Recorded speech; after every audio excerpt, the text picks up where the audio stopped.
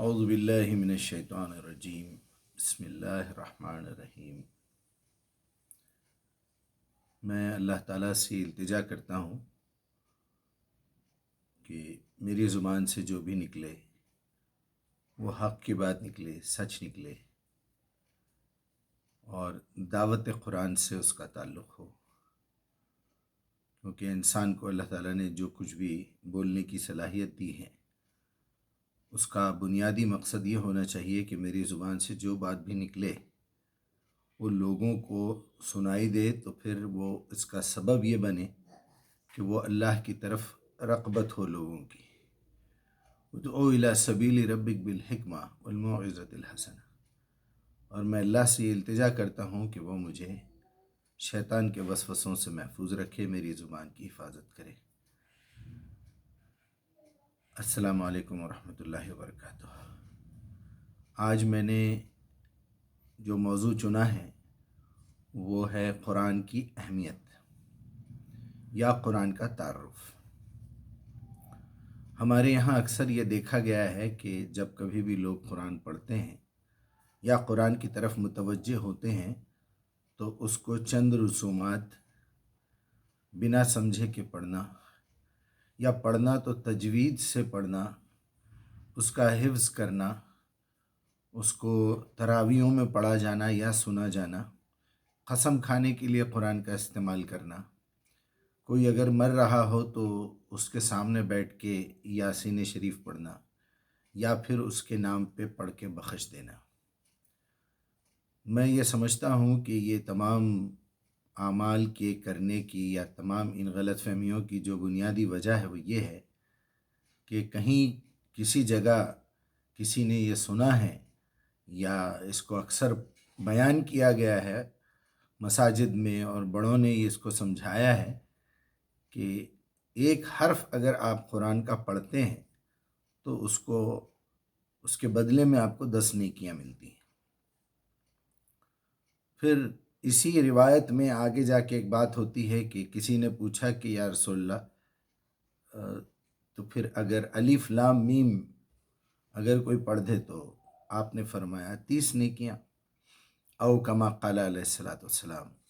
یہ روایت کبھی میری نظر سے تو نہیں گزری، ہو سکتا ہے موجود ہو، لیکن میں جتنا سمجھا ہوں اور ایسا ہی ہونا چاہیے کہ وہاں عربی میں سوال کیا گیا تھا اور آپ صلی اللہ علیہ وسلم جو ہے عربی میں ہی جواب دیے ہوں گے۔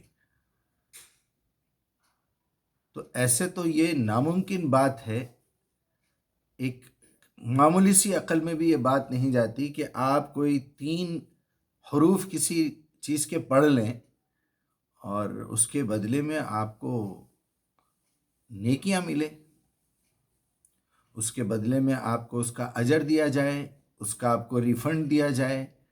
کیا دنیا میں کوئی ایسی چیز ہے آپ نے دیکھی؟ کیونکہ اللہ تعالیٰ نے دنیا اور آخرت کو جوڑ دیا ہے، ایک پیر بنا دیا ہے۔ الدنیا مزرعۃ الآخرہ بھی کہا کہ دنیا جو ہے آخرت کی کھیتی ہے، یہاں جو بو گے وہ وہاں پاؤ گے۔ ویسے بھی کامن سینس سے بات سمجھ میں نہیں آتی کہ اسکول میں، کالج میں علم کا اتنا سمندر اب اس وقت دنیا میں پھیل گیا ہے، آپ ہر انسان اپنے بچے کو پڑھانے لکھانے کی فکر میں ہوتا ہے۔ کیا یہ ممکن ہے کہ تم صرف یہ بتا دو زبان سے کہ تم میرے پاس نوکری کر لو، کوئی مالک اپنے نوکر سے کہے کہ تم میرے پاس نوکری کر لو، میں مہینے میں ایک مرتبہ 10,000 مرتبہ تمہیں جو ہے 10,000 روپے کہہ دوں گا، یا 1,000 کی گنتی میں 10 مرتبہ ریپیٹ کر دوں گا تو تمہاری تنخواہ 10,000 ہو جائے گی؟ کیا یہ ممکن ہے؟ کیا یہ ممکن ہے کہ کوئی صاحب اپنی بیگم سے کہے کہ 11 مرتبہ یہ کہہ دیں کہ نمک ڈالو نمک ڈالو نمک ڈالو نمک ڈالو تو نمک پڑ جائے گا؟ تو یہ انتہائی محمل اور بکواس قسم کی بات ہے کہ کوئی ایک کلمہ اگر آپ پڑھ لیں، کوئی ایک حرف بول دیں اپنی زبان سے، لا الہ الا اللہ محمد الرسول اللہ بول دیں، تو اس کے گن کے آپ اتنی نیکیاں آپ کے پاس لکھی جائیں گی۔ یہ کوئی لاجیکل بات ہے؟ کسی انسان کے دماغ میں آ سکتی ہے؟ نہیں آ سکتی، بالکل غلط بات ہے یہ۔ پھر آپ کے پاس ایک روایت بھی موجود ہے، اللہ کے رسول کے نام پہ بھی کہی گئی ہے، آپ اسے بھی نہیں چھوڑ سکتے، آپ یہ بھی نہیں مان سکتے، تو پھر آخر اس کے بیچ کا کوئی حل تو نکالا جائے۔ اگر واقعتاً نبی صلی اللہ علیہ وسلم نے یہ بات کہی تھی تو کس پس منظر میں کہی تھی، کیا بات تھی، وہ کیا کہنا چاہتے تھے؟ کہیں ایسا تو نہیں کہ اس کا مطلب بدلتے بدلتے ہمارے پاس یہاں آ گیا؟ کچھ ایسا تو نہیں کہ کوئی حرف ہم چھوڑ رہے ہیں؟ میں نے اس پہ جتنا غور کیا، اللہ تعالیٰ سے التجا کیا، تو اللہ نے جو میرا ذہن کھولا ہے وہ یہ ہے کہ آپ نے علم کی اہمیت بتاتے ہوئے یہ کہا ہوگا کہ دیکھو، تم الف با تا یا تک جو ہجائی حروف ہیں، تو آپ یہ بھی کہتے تھے، یہ بھی روایت ہے کہ طلب العلم فریضۃ علی کل مسلمین، کہ علم کا حاصل کرنا ہر مسلمان مرد عورت بوڑھے اور بچے پر فرض ہے۔ ایمان لانے سے پہلے آپ یہ وعدہ لیتے تھے، یہ بھی ایک روایت ہے، او کما قال علیہ الصلوۃ والسلام۔ تو آپ کون سے علم کی بات کرتے تھے ہوں گے؟ کیا بولنا چاہتے تھے آپ؟ کیا نبی صلی اللہ علیہ وسلم اس زمانے میں یہ کہنا چاہتے تھے کہ تم جاؤ اسکول میں ایڈمیشن لے لو، اسکول میں ایڈمیشن لے لو تو social science, mathematics, geography, aeronautical engineering کر لو، میڈیکل سائنسز کر لو، ڈاکٹر بن جاؤ، انجینئر بن جاؤ، نجومی بن جاؤ، شاعر بن جاؤ؟ کیا بولنا چاہتے تھے آپ؟ علم کس بات کا بولنا چاہتے تھے؟ آپ صلی اللہ علیہ وسلم کی زبان سے اگر علم کا لفظ نکلا ہے تو وہ کن معنوں میں نکلا ہے؟ تھوڑا سا سوچنے پہ پتہ چل جائے گا کہ قرآن سیکھنے پہ، قرآن آپ ایسے ہی سیکھ لیں گے؟ قرآن کے لیے قرآن کی عربی، قرآن کی زبان سیکھنا ضروری ہے۔ اس کا مطلب یہ ہوا کہ آپ صلی اللہ علیہ وسلم یہ کہنا چاہتے تھے کہ تم جس زبان میں بات کر رہے ہو وہ زبان تمہیں لکھنا پڑھنا بھی آنا چاہیے تاکہ تم اس کے قواعد سے واقف ہو۔ آج اردو بولنے والے جن کی عمر 50 60 70 80 سال ہو گئی ہے، آپ ان سے پوچھئے کہ آپ مجھے کوئی بھی ایک واقعہ سنائیے، ان سے چند سوالات کیجیے کہ چار مینار کہاں بنایا ہے، کس نے بنایا ہے، تاج محل کو کس نے بنایا، کہاں موجود ہے، وہ آپ کو 2 3 سوال کے جواب بول دیں گے۔ لیکن اسی میٹر کو آپ ان سے کہیے، جو جواب آپ اپنی زبان سے دینا چاہتے ہیں وہ لکھ کے بتائیے، تو وہ بولیں گے نہیں مجھے لکھنا نہیں آتا۔ آپ ان کے سامنے ایک لکھی ہوئی چیز بتائیے، وہ بولیں گے مجھے پڑھنا نہیں آتا۔ تو پھر ایسے علم کا کیا فائدہ؟ معلومات اپنی جگہ، وہ بھی ایک علم ہے، لیکن جس کو لکھنا پڑھنا نہیں آتا آپ اسی کو علم کہیں گے نا۔ ایک بچہ آپ کا بہت ساری باتیں کر رہا ہے، آپ اس کو اسکول کیوں بھیج رہے ہیں پھر؟ اس لیے کہ تاکہ جو بڑے علماء نے، جو بڑے سائنٹسٹوں نے، جو بڑے اسکالرس نے جو کتابیں بنائی ہیں سیلیبس کی، کہ ایک 3 سال کا بچہ پہلے ABCD سیکھے، پھر 4 سال کا ہو کے کچھ اور سیکھے، پھر 2 لیٹرز کا کوئی ورڈ بنائے، 3 لیٹرز کا کوئی ورڈ بنائے، 4 لیٹرز کا کوئی ورڈ بنائے، تاکہ اس کے دماغ میں کمیونیکیشن کا ایک برج بنے۔ جو علم ڈال کے بھیجا جا رہا ہے جس پائپ میں، وہ پائپ آپ کے دماغ تک آ جائے۔ تو یہی بات نبی صلی اللہ علیہ وسلم بتانا چاہتے تھے ہوں گے نا، کہ تم علم سیکھو، علم سیکھو، علم سیکھو۔ آج ہم علم سے عاری ہیں، مسجدوں میں جاتے ہیں، مولویوں کی تقریریں سنتے ہیں، اب ہم کو پتہ ہی نہیں ہے وہ مولوی جو ہے یہودی ٹریک پہ چل رہا ہے، عیسائی ٹریک پہ چل رہا ہے، صوفی ٹریک پہ چل رہا ہے، کوئی مرشدی ٹریک پہ چل رہا ہے، کوئی وہابی ٹریک پہ چل رہا ہے، کوئی قادیانی ٹریک پہ چل رہا ہے، کوئی اہل قرآن کے ٹریک پہ چل رہا ہے، کوئی ملحدین کے ٹریک پہ چل رہا ہے، مفسدین کے ٹریک پہ چل رہا ہے۔ وہ خود بھی پڑھا لکھا ہے یا نہیں ہے؟ پڑھا لکھا ہے تو اس نے کس کی کتاب پڑھ کے ڈگری حاصل کی ہے؟ آپ کو اپنی طور پہ بھی تو چیک کرنا چاہیے۔ اگر آپ کسی اور مذہب میں پیدا ہو جاتے، کسی اور فرقے میں پیدا ہو جاتے، تو آپ اسی کو صحیح سمجھ کے چلتے تھے۔ اس سے یہ ثابت ہوا کہ ہر انسان کو علم بھی سیکھنا چاہیے اور اپنی زندگی کا ایک ایک لمحہ چیک کرنا چاہیے، سب سے پہلے اپنی عقل سے، پھر اللہ تعالیٰ سے التجا سے۔ جب آپ عقل کے راستے پہ چلیں گے تو اللہ ملے گا کہ بھئی میں کیسے پیدا ہوا، میرے ابا کیسے پیدا ہوئے، دنیا کیسے شروع ہوئی، ہم کیسے مرے تو جائیں گے کہاں، پیدا ہونے سے پہلے کہاں تھے۔ یہ سب آپ اپنی عقل سے سوچنا ہے، یہ آپ کو کوئی نہیں بتائے گا۔ جب آپ سوچیں گے، آگے بڑھیں گے، تبھی تو آپ کو راستے ملیں گے۔ جب آپ کو اللہ ملے گا، آپ کو یقین ہو جائے گا کہ مجھے مر کے جواب دینا ہے، مجھے مر کے کہیں جانا ہے جہاں سے میں آیا ہوں، وہاں ایک کی انٹری کے لیے کچھ میرا پیپر چیک کیا جائے گا، میرا ایگزامن ہوگا ضرور۔ ایئرپورٹ پہ جانے سے پہلے اندر جو اسکینر میں ڈال کے آپ کو چیک کیا جاتا ہے، उस रास्ते से मुझे गुजरना है, मेरे सारे सामान को स्कैनर में डाला जाएगा, मेरी आंखों को चेक किया जाएगा, कानों को, ज़ुबान को, दिमाग को, दिल को, शर्मगाह को, पेट को, मैंने क्या ग़िज़ाएँ खाई है, क्या कहा है, क्या सुना है, क्या देखा है, क्या सोचा है, क्या माना है, क्या खाया है, क्या पिया है। तो ये सब चेक होगा तभी तो आप जन्नत में जाएंगे ना। सीधी सीधी बात है। इसके लिए आपको इल्म सीखना है, इल्म के लिए ज़ुबान सीखना है, वरना किसी ना किसी के भरोसे पे बैठना है। हाँ, अगर आप अंधे होते, अगर आप गूंगे होते तो थोड़ा सा एक्सक्यूज़ दिया जाता है। वहाँ भी अल्लाह पूछेगा, अगर तुम गूंगे भी थे तो इशारों से खाना तो मांगते थे ना। तुम अंधे थे लेकिन तुम्हारे सामने जो आया उठा के खा लेते थे। तुम्हारे सामने जब निवाला आता था तो तुम्हारी नाक की सलाहियत तो मैंने दी थी। तुम अंधे भी थे तो खाना रिजेक्ट कर देते थे, नहीं आप ये सालन दे रहे हैं मुझे, ये सालन ख़राब हो चुका है। अगर वो नाक के गेट से बच के निकल जाता तो आपकी ज़बान की गेट पकड़ लेती, ज़बान के सेंसर्स पकड़ लेते। इसके बावजूद भी अगर किसी अंधे को धोखा दिया जा सकता है, यकीनन दिया जा सकता है। जो आंखों वाला देख लेगा कि आपने प्याली के कप में नींद की दवा डाल दी है या फिर जहर मिला के दिया है, वो तो बेचारा देख नहीं सकता। तब यहाँ अल्लाह की जिम्मेदारी बन जाती है कि इसकी आंखें तो मैंने छीन ली थी, इसको कम से कम किसी न किसी तरीके से हिफाजत करना चाहिए। ये बात वो अंधा खुद भी सोचेगा कि आंखों वाला तो देख लेगा, मैं तो अंधा हूँ, मैं कैसे क्या खाऊंगा, कहीं इसमें छिपकली तो गिरी हुई नहीं है, कोई कीड़ा तो गिरा हुआ नहीं है। वो किसी ना किसी को बताएगा कि भाई ज़रा देखो ये खाना ठीक है या इसमें कुछ गिरा हुआ तो नहीं है, या वो देने वालों पर भरोसा करेगा। अगर आप आंखें रख के, कान रख के, ज़ुबान रख के, दिमाग रख के, दिल रख के सारी तो तहकीक करते हैं, अपनी खेती बाड़ी का ख्याल रखते हैं, अपने बिजनेस का ख्याल रखते हैं, अपनी टाइमिंग का ख्याल रखते हैं, आप इस बात का ख्याल नहीं रख सकते कि मेरी ज़िंदगी किस ट्रैक पे जा रही है, मेरे अकायद क्या हैं, क्या वो बात वही है जो अल्लाह की किताब में लिखी हुई है, क्या ये बात वही है जो अल्लाह की किताब की आयत से सही तर्जुमा किया गया है। चलिए मैं अपनी बात को ख़त्म करते हुए, ये तो सारी मिसालें हो गई। आपको कुरान समझना इसलिए ज़रूरी है कि जब आप अपनी अक़ल का इस्तेमाल करेंगे तो आपके सामने बहुत सारे पिलर्स मिलेंगे, बहुत सारी बातें मिलेंगी, बहुत सारे आपको रुकावटें आएंगी, आपको पता चलेगा क्या कर रहे हैं आप। फिर जब आपको अल्लाह मिलेगा, अल्लाह के बारे में यकीन होगा, फिर उसके रसूल के बारे में यकीन होगा, फिर किताब मिलेगी हाथ में, फिर आप दूसरी किताबों के साथ उसका तकाबुल करके देखेंगे, कंपेयर करेंगे, तो आपको पता चलेगा कि ये किताब इंतहाई महफूज है, इसके अंदर शक की कोई गुंजाइश नहीं है। ये तो हमारे अब्बा ने बोल दिया ज़ालिकल किताबु ला रैब फीह, हमने भी मान लिया। कभी खोल के चेक नहीं करे कि इसका हिसाब किताब क्या है। इसमें 7 मंजिलें हैं, इसमें 30 पारे लोगों ने बनाए हैं, अल्लाह ने 114 सूरतें बनाई है, अल्लाह के रसूल ने उसको तरतीब दी है आगे पीछे वो अल्लाह की वही की रोशनी में। बड़े बड़े उलमा से मैंने सुना है कि कुरान की तरतीब तो उस्मान गनी के दौर में हुई।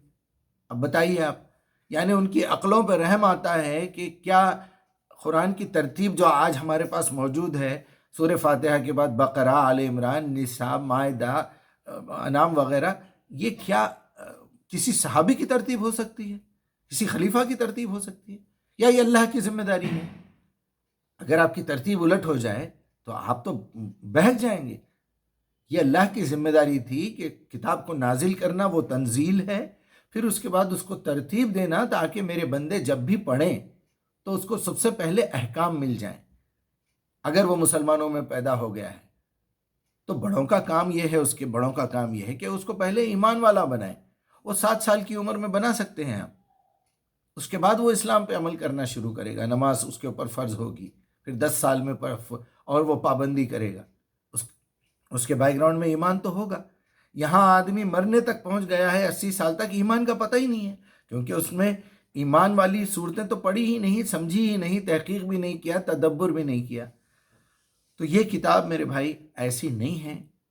आप तमाम से मेरी गुजारिश है कि कुरान के बारे में गलत फहमी निकाल दीजिए कि ये कोई नावल है या कोई मैथमेटिक्स की किताब है या कोई आपको एक ज़िंदगी गुजारने का कोई लाहे अमल दे दिया गया है कि भाई आपको ज़िंदगी ऐसे गुजारना है, तो फिर उसकी तरतीब उलट होनी चाहिए। सबसे पहले आपको ये बताना चाहिए आप नींद में से उठेंगे तो क्या करना है, ब्रश करना है, दांत साफ करना है, लिखा हुआ होना चाहिए कुरान में। फिर और क्या करेंगे, भूख लगी तो हलाल की रोटी खाना है। अब हलाल का लफ्ज़ जो आएगा हा के सब्जेक्ट में आएगा, अलिफ से शुरू होने वाले अल्फाज, با سے شروع ہونے والے الفاظ، پھر آپ کو شادی کرنی ہے، آپ کو کپڑے پہننا ہے، آپ کو، یہ ترتیب سے قرآن ہونا چاہیے۔ قرآن تو اس ترتیب سے نہیں ہے، تو پھر ہے کیا؟ کیا کوئی میتھس کی بک ہے کہ پہلے آپ 1 2 3 4 سیکھ لیجئے، پھر اس کے بعد ملٹیپلیکیشن سیکھ لیجئے، 2 1 2 2 2 4؟ یا کوئی سائنس کی بک ہے کہ پہلے آپ کو فارمولے سکھائے جا رہے ہیں؟ یا سوشل اسٹڈیز ہے، ہسٹری ہے کہ جو آپ کو پڑھائی جا رہی ہے؟ یہ کتاب ایسی کتاب نہیں ہے۔ یا کوئی شاعری کی کتاب ہے، اس میں بڑی فصحا لیول کی، ہائی لیول کی عربی بولی جا رہی ہے؟ بالکل نہیں ہے ایسا۔ قرآن تو وہ کتاب ہے جو عام فہم زبان میں جاہل قسم کے، اپنی بیٹیوں کو دفن کرنے والے، ننگے طواف کرنے والے، جٹ قسم کے قاتل لٹیروں کو سمجھانا تھا، ان کی مادری زبان میں سمجھانا تھا، ان کے محاوروں میں سمجھانا تھا۔ اللہ نے اسی انداز میں بات کی ہے، بالکل اسی انداز میں بات کی ہے۔ یعنی عقل والوں کی بات کرنا ہے تو اللہ تعالیٰ نے عقل والے نہیں کہا ہے، کہیں کہا ہے کہ افلا تعقلون، کیا تم عقل کا استعمال نہیں کرتے؟ عقل والوں کے لیے ایک محاورہ استعمال کیا ہے، اول الالباب، اولا کہتے ہیں اوپر والی چیز، باب کہتے ہیں دروازے کو۔ یہ محاورہ اردو میں بھی بولا جاتا ہے کہ یہ ان کی اوپر کی کھڑکی بند ہے، یہ ان کے عقل کے دروازے بند ہیں۔ اللہ نے بالکل اسی انداز میں بات کی۔ آپ جس طرح گنتی میں الفاظ کا استعمال کرتے ہیں، میں نے تم سے 50 مرتبہ کہا، میں نے تم کو 1000 مرتبہ سمجھایا، تم وہی کر رہے ہو، میں تم کو 20 مرتبہ کہہ چکا ہوں، سینکڑوں بار ایسا ہو چکا ہے۔ یہ لہجہ ایک لہجۃ الکلام ہے، یہ بات کرنے کا ایک طریقہ ہے، عربوں میں بھی تھا۔ ہمارے مترجمین نے تمام محاوروں کا ڈائریکٹلی ترجمہ کر دیا، کہیں کہیں ٹھیک بھی کیا ہے۔ تو کچھ غلط فہمیاں ہیں، اس کو دور کرنا ہے، اور آپ اپنی زندگی کا ایک ایک لمحہ پہلے اپنی عقل میں ڈال کے چیک کیجئے، اللہ سبحانہ و تعالیٰ کے سامنے استغفار کیجئے کہ میں تیرے سامنے کھڑے ہونے کے لیے پیوریفیکیشن کے ساتھ آیا ہوں۔ زبان سے تعوذ کیجئے، اعوذ باللہ من الشیطان الرجیم، بسم اللہ الرحمن الرحیم، اللہ سے مخاطب ہوئیے، معافی مانگیے، اللہ کا نام لیجئے، اس کے بعد اس سے سوال کیجئے کہ الحمدللہ رب العالمین الرحمن الرحیم مالک یوم الدین ایاک نعبد و ایاک نستعین، میں تیری عبادت کرنا چاہتا ہوں، تجھی سے عبادت کرنے کی مدد طلب کر رہا ہوں، اہدنا الصراط المستقیم، مجھے وہ راستہ دکھائیے، وہ بات سمجھائیے جو استقامت کے ساتھ میں اس پہ جمع رہوں۔ مستقیم سیدھے کو نہیں کہتے، مستقیم کا مطلب سیدھا سیدھا، مجھے سیدھا راستہ چلا دیجئے، مجھے سیدھا راستہ دکھا دیجئے، سب غلط ترجمے ہیں۔ مستقیم کا لفظ ہے وہاں پر، آپ اس کے بعد ایک قرآن کی آیت لے کے پڑھیے، وہ موضوع کو جو آپ کے دماغ میں آ رہا ہے سامنے رکھیے، اس کو قرآن میں سے ڈھونڈیے۔ آج بہت آسان ہو گیا ہے، آپ کے پاس میڈیا موجود ہے، آپ کے پاس موبائل ہے، انٹرنیٹ ہے، قرآن کا کون سا لفظ کہاں کہاں لکھا ہے، کتنے بار آیا ہے، پوچھئے مجھ سے، میں آپ کو فارمولا بتا دوں گا۔ ایک وقت میں ایک لفظ کا جواب نہیں دوں گا، فارمولا سکھا دوں گا تاکہ آپ لوگوں کو سکھائیں۔ تو یہ کتاب بات چیت ہے اللہ اور بندے کے درمیان، تو بیچ میں ایک رسول مقرر کر کے اللہ تعالیٰ نے اپنا گورنر قائم کیا، ان اللہ و ملائکتہ یصلون علی النبی، اللہ اور اس کے فرشتے نبی کو فالو کر رہے ہیں آرڈرز بھیجنے کے لیے۔ یا ایھا الذین آمنو، اے لوگو جو ایمان لا چکے ہو، رسول کو رسول مان چکے ہو، محمد بن عبداللہ بن مطلب کو اللہ کا پیغمبر تسلیم کر چکے ہو، اللہ کو اپنا خالق اور مالک مان چکے ہو، یا ایھا الذین آمنو صلو، تم بھی قرآن کو فالو کرو، وسلموا تسلیمات، اور اپنی فرما برداریاں اللہ کے پاس پیش کرو۔ ہم اللہ کو حکم دے رہے ہیں اللہم صلی علی محمد، اے اللہ تو ہی محمد کو فالو کر لے، ہم تو کرنے والے نہیں ہیں۔ زندگی بالکل ایسی ہی گزر رہی ہے۔ جمعے کے دن مولانا جو ہے یہ آیت پڑھ دیتے ہیں، سورہ احزاب کی 33 نمبر کی سورت ہے، 56 نمبر کی آیت ہے، جبکہ اسی سورت میں اللہ تعالیٰ بتا رہا ہے آیت نمبر 43 میں، هو الذی یصلی علیکم، وہی اللہ کی ذات ہے جو تم سب پر اپنی رحمتیں بھیج رہا ہے، یصلی کر رہا ہے، صلوات بھیج رہا ہے، وہ ملائکتہ، اور اس کے فرشتے لے کے آ رہے ہیں، کیوں؟ لیخرجکم من الظلمات الی النور، تاکہ تم کو اندھیروں سے نکال کر روشنی میں لائے۔ یہ آیت کیوں ملا کے نہیں دیکھتے آپ؟ جبکہ صلوات کا مطلب سمجھا رہا ہے اللہ تعالیٰ، ہم کو یہ بتا دیا گیا جب بھی امام صاحب پڑھیں گے ان اللہ و ملائکتہ یصلون علی النبی یا ایھا الذین آمنوا صلوا علیہ وسلموا تسلیمات، پورے اللہم صلی علی محمد وعلی آل محمد واصحابہ، ختم۔ یعنی میں تو کرنے والا نہیں ہوں، تو فالو کر لے، ان لوگوں کو پہلے کے لوگوں کو کر لیا تھا، اہل بیت کو کر لیا، اصحاب کو کر لیا، مجھ سے کوئی امید نہ رکھ۔ تو یہ اس طرح کے تماشے ہوئے ہیں۔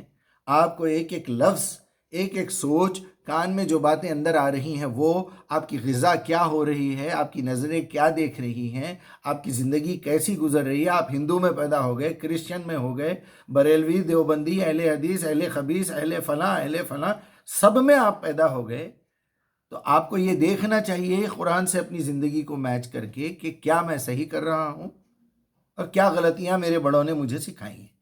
اللہ تعالیٰ سے التجا ہے کہ میں نے جو کچھ بھی کہا ہے اس میں سے جو الفاظ صحیح ہے وہ ہمارے سننے والوں اور میرے بھی دل میں پیوست کر دے، ریکارڈ کر دے، سیو کر دے، اور جو غلطی مجھ سے ہوئی ہے اسے نکال دے، ڈیلیٹ کر دے۔ السلام علیکم۔